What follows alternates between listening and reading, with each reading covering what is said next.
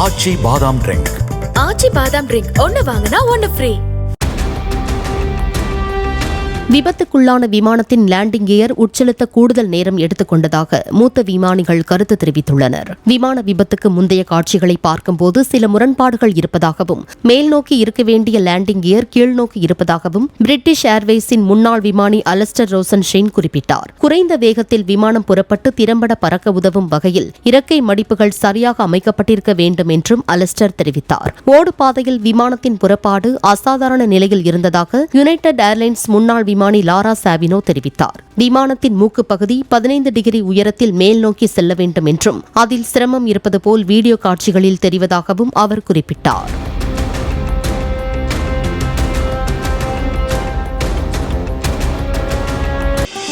ஆச்சி பாதாம் ட்ரிங்க்.